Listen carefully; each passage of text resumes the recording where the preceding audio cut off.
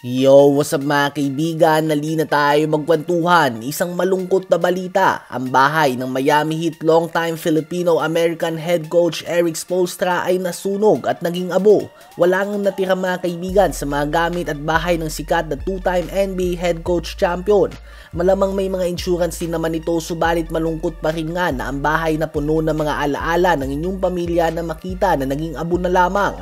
At mabilis nga talaga lumaganap ang sunog sa mga bahay sa Amerika dahil kahit nga na napakalaki nga nito at mga mansyon yan, mostly ay gawa lamang ito sa kahoy at hindi sa semento o hollow blocks katulad sa atin.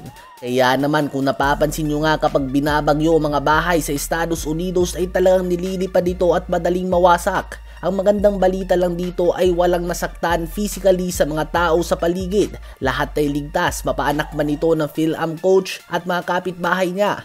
Kahit na ganito nangyari ay handang mag-coach si Coach Erik Spoelstra bukas sa game ng Miami Heat laban sa Charlotte Hornets. Grabing dedikasyon nga mga kaibigan ang pinapakita niya. Easily pwede nga siya mag-take ng leave, subalit hindi niya ito gagawin at gagawa pa din nga siya ng game plan para sa kanilang next game. Kaya naman talagang mataas ang respeto sa kanya sa basketball world mga kaibigan.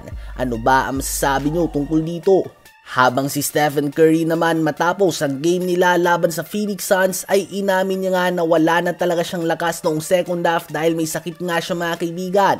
At kahapon naman sa game laban sa Sacramento Kings kung saan binigyan sila ni Russell Westbrook ng vintage performance na 23 points, 16 rebounds and 10 assists on 9 of 13 shooting sa field upang makumpleto ang comeback win. Ang two-time MVP Steph Curry ay hindi na sumama sa biyahe dahil sa kanyang kalagayan. At more bad news lang nga para sa mga fans ng Warriors dahil ayon kay Anthony Slater ng ESPN ay lumala ang sakit ni Curry at listed na ito as out sa susunod na game ng Warriors bukas laban sa Denver Nuggets. Hindi na ito sasama sa biyahe upang makaiwas na nga ng paghawa. Ito nga ang first game nila sa NBA Cup at listed din as questionable si Jimmy Butler dahil sa lower back injury. Ibig sabihin ay hindi pa nga sigurado kung maglalaro ba ito mga kaibigan. Sa ngayon, ang Warriors ay may dissenting record na 5 wins and 4 losses. Subalit isang talo lamang ay babagsak sila sa 50% win percentage. Obviously, sa game laban sa Denver Nuggets ay heavy underdog sila kung out si Jimmy Butler at pati na din si Steph Curry. Kaya naman ine-expect nga ang talo. Ganun pa man, bilog nga ang bola and anything can happen.